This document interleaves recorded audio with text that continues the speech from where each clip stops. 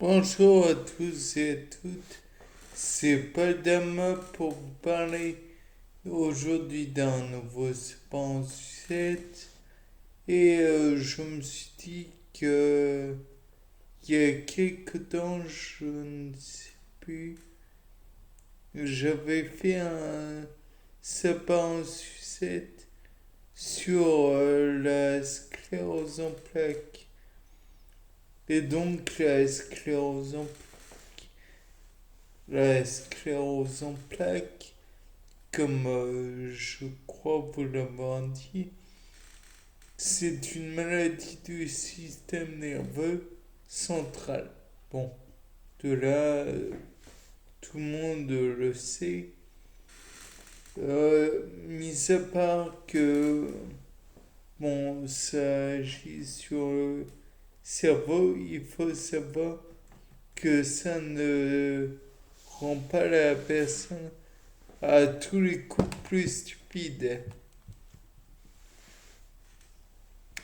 Il y a des personnes qui ont une sclérose en plaques et qui peuvent devenir infirmières, qui peuvent faire des études dans les universités, dans des universités même de biologie. En somme, le cas sclérose en plaques n'est en aucun cas une, une invalidité intellectuelle. Du moins, c'est pas une discrimination à faire coup sur coup. Donc, dans tous les cas de figure, on peut noter différents symptômes. Par exemple, le symptôme commun, c'est le symptôme du changement visuel. C'est-à-dire que euh, on peut avoir une perte de la vision ou alors avoir l'œil d'un côté qui est vraiment bien, moins bien que l'autre. Ensuite, vous avez les éventuels engourdissements. C'est des sensations d'engourdissement qui peuvent toucher les membres. Bon, de là, vous savez ce qu'est un engourdissement.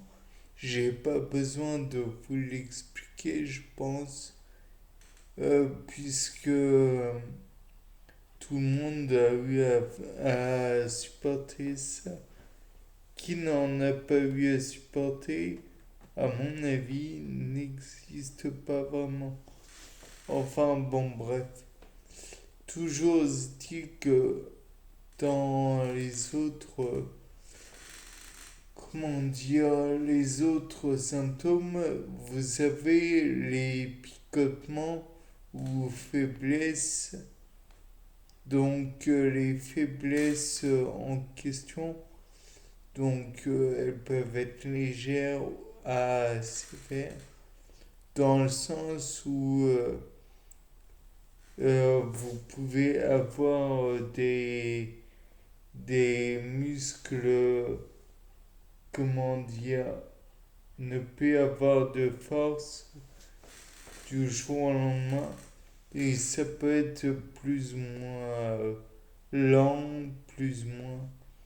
Enfin, vous comprenez que la faiblesse, même si c'est gênant, c'est pas forcément le pire. Le pire vient à venir, à savoir la paralysie.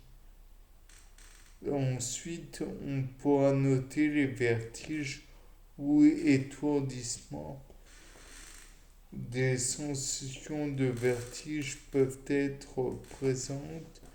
Donc les vertiges, je ne vous l'explique pas non plus. Vous savez que c'est la tête qui tourne globalement. C'est très rapidement dit, mais c'est pour vulgariser les choses. Ensuite, les dysfonctions érectiles. Je ne vous explique pas, messieurs, que ça n'a pas à voir avec vos femmes.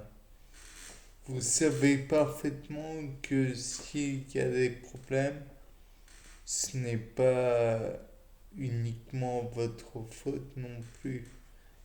C'est la maladie qui malheureusement agit sur ce type d'effet. Ensuite vient les problèmes de la grossesse. La CEP, donc pour certaines plutôt, le, durant la grossesse, d'après ce qu'on m'avait raconté, certaines n'avaient pas eu de problème.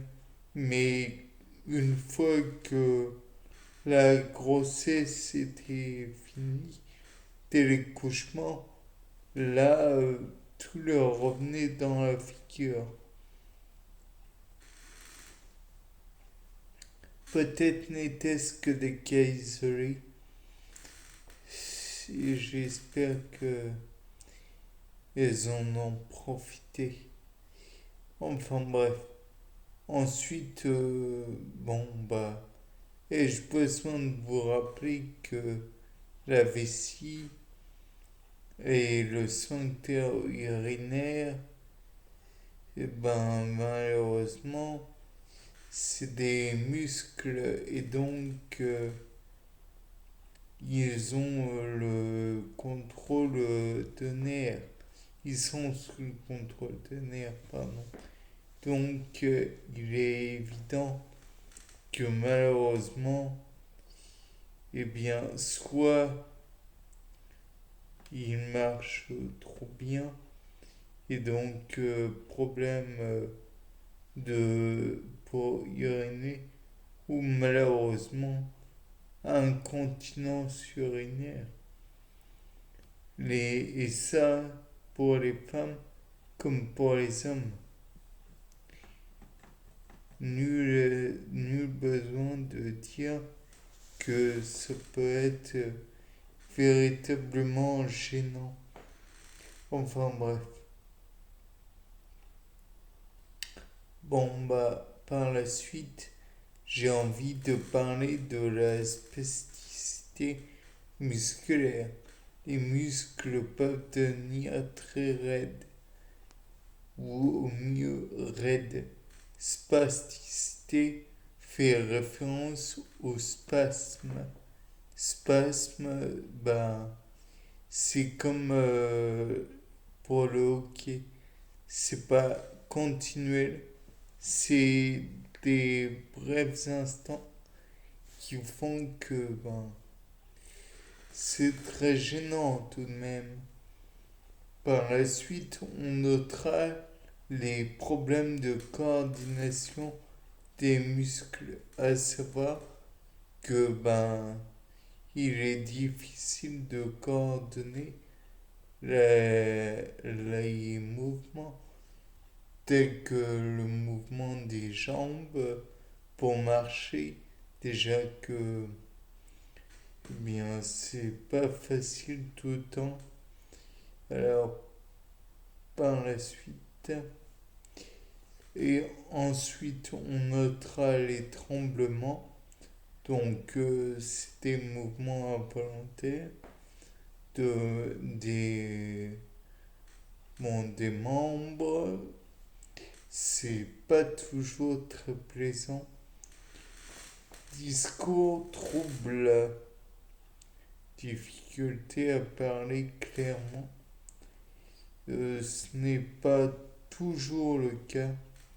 Néanmoins, il faut dire ce qu'est.